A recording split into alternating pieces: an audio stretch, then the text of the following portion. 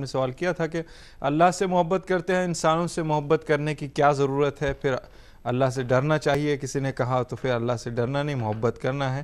اور دوسری وضاحت چاہیے کہ بہت سارے لوگ، اگلے لوگ زیادہ جنت میں ہوں گے، پھر پچھلے لوگ زیادہ جنت میں ہوں گے، یہ جو تکرار ہے، یہ مکرر ارشاد ہے قرآن پاک میں، اس کی تھوڑی وضاحت فرما دیں سر۔ بسم اللہ الرحمن الرحیم۔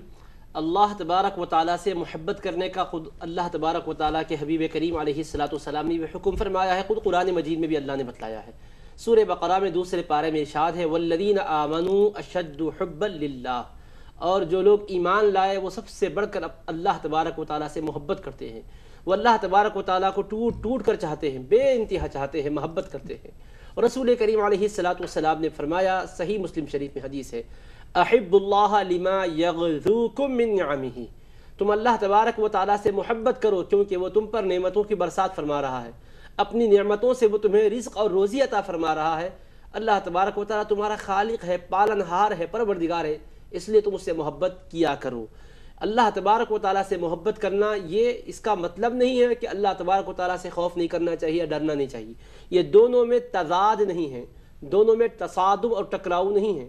جس بھائی نے ڈاکٹر صاحب آپ سے یہ کہا ہے کہ اللہ سے محبت جب کریں گے تو ڈرنا نہیں چاہیے، ڈرنے کی بات صحیح نہیں ہے، یہ مغالطے میں مبتلا ہے وہ، کیونکہ ڈر اور خوف، محبت اور الفت یہ ایک دوسرے کے یقیناً ضد تو نظر آتی ہے، مگر اللہ تبارک و تعالیٰ کے لیے محبت کرنا اور ڈرنا جو آتا ہے اس میں تضاد اور ٹکراؤ نہیں ہے۔ کیوں؟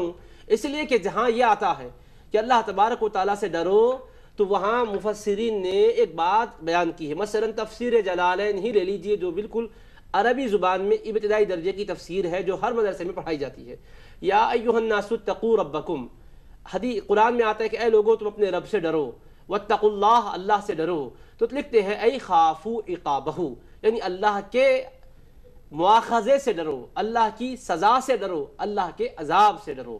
جہاں ڈرنے کی بات ہے، اللہ تبارک تعالیٰ کی ذات وہ تو رحمان ہے، رحیم ہے، اپنے کلام مجید میں اس نے بسم اللہ الرحمن الرحیم میں بھی رحمان الرحیم کا ذکر کیا، پھر اس کے بعد الحمدللہ رب العالمین کے بعد الرحمن الرحیم ہے، تو رحمان اور رحیم رحم اقرار اس کی کمال رحمت کو ظاہر کرتی ہے، لیکن اللہ پاک نے یہ بھی تو فرمایا مالک یوم الدین، وہ روز جزا کا مالک ہے، تو یہ رحمان و رحیم امید قائم کیا، اس کے ذریعے سے مالک یوم الدین سے خوف پیدا کیا۔ اور ایمان کی تعریف کیا ہے؟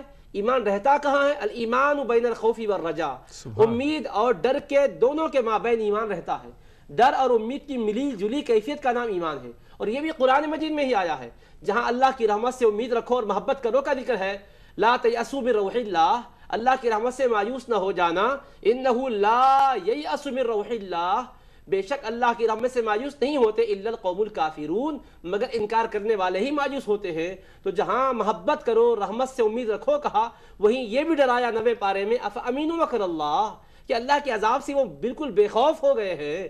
فلا یامن مکر اللہ الا القوم الخاسرون، اللہ کے عذاب سے بے خوف وہی ہوں گے جو خسارے میں رہنے والے ہوں گے، جو نقصان اٹھانے والے ہوں گے۔ تو آیات کریمہ کو آیات کریمہ سے ملائیں گے تو باہم ان کے ملانے سے جو بات مترشح ہو کر ہمارے سامنے آتی ہے وہ یہ ہے کہ اللہ تبارک و تعالیٰ کے عذاب سے ڈرنا چاہیے اور اللہ کی رحمت سے امیدیں رکھنا چاہیے۔ اس طرح سے ڈرنا بھی محبت ہی کی وجہ سے ہوتا ہے۔ بے انتہا جب کسی کو چاہتے ہیں تو آپ ڈرتے ہیں کہ اس کی نافرمانی ہونے نہ پائے، اپنے محبوب کے منشے کے خلاف کام کرنے سے ڈرتے ہیں۔ یہ ڈر بھی کیا ہے؟ کمال محبت کا آئینہ دار ہوتا ہے، غیر معمولی محبت کی غمازی کرتا ہے۔ تو بس یہی بات اللہ سے ڈرنے کی ہے کہ بے انتہا چاہو، اور جب بے انتہا چاہتے ہو تو اس کے اشارے مبارک پر اپنی پلکوں کو بچھانے والے بن جاؤ، اپنی جان کو قربان کرنے والے بن جاؤ۔ تو ڈر کس بات کا ہے؟ کہیں ایسا تو نہیں ہوتا ہے کہ ہم جس کو محبت کرتے ہیں، جس سے محبت کرتے ہیں، کہیں اس کو ناراض تو نہیں کر رہے ہیں، کہیں اس کے حکم کے خلاف ورزی تو نہیں ہو رہی؟ اس سے ڈرنا چاہیے، اور یہ ڈرنا بھی محبت ہی کی نشانی اور دلیل بنتا ہے۔